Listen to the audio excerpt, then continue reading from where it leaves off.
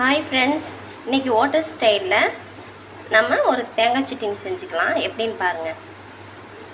கொஞ்சம் தேங்காய் எடுத்துக்கலாம். எனக்கு தேவையானது 3 மிளகா எடுத்துக்கலாம், பச்சை மிளகா. உங்களுக்கு எவ்வளோ தேவையோ அந்தளவுக்கு நீங்கள் மிளகா எடுத்துக்கோங்க. ஒரு துண்டு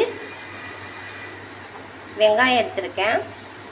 ஒரு வெள்ளைப்பூடி ஒரு துண்டு எடுத்துருக்கிறேன். கொஞ்சமாக ஒரு இஞ்சி எடுத்துருக்கேன்.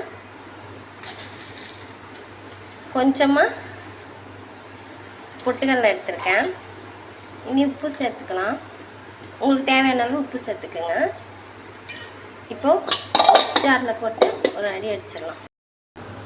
அரைச்சி எடுத்து வச்சுருக்க இப்போ இந்த சட்னியை ஒரு பாத்திரத்துக்கு மாற்றிக்கலாம்.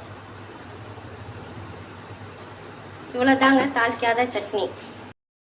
இப்போது கார சட்னிக்கு நான் இந்த மாதிரி தண்ணியில் ஊற வச்சுட்டு வரமிளகாய் ஊற வச்சுருக்கிறேன். ஒரு 7 மிளகாய் ஊற வச்சுருக்கேன். உங்களுக்கு எவ்வளோ மிளகாய் தேவையோ அவ்வளோ ஊற வச்சுக்கோங்க. இந்த மாதிரி நம்ம ஊற வச்சுட்டு கார சட்னி செஞ்சோம்னா நல்லா கலர் கிடைக்கும். இப்போது மிக்ஸி ஜாரில் மிளகாய் சேர்த்துக்கலாம். கொஞ்சம் தக்காளி சேர்த்துக்கலாம். கொஞ்சம் வெங்காயம் சேர்த்துக்கலாம். ஒரு பல் பூண்டு சேர்த்துக்கலாம். இவ்வளோ தாங்க. கொஞ்சம் உப்பு சேர்த்துக்கலாம். கொஞ்சம் தண்ணி சேர்த்துக்கலாம். அவ்வளோதாங்க. இப்போ அரைச்சி எடுத்துக்கலாம்.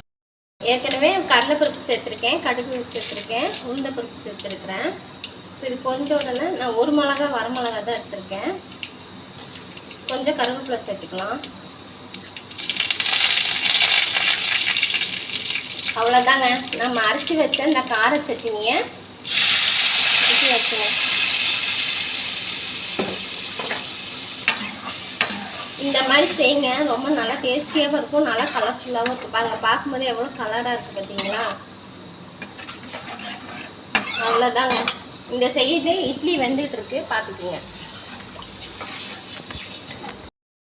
இப்போது இட்லி ரெடி ஆச்சு, சப்பாத்தியும் ரெடி ஆகிடுச்சு, கார சட்னி ரெடி ஆச்சு. நம்ம அப்படியே அரைச்சி வச்ச தேங்காய் சட்னி.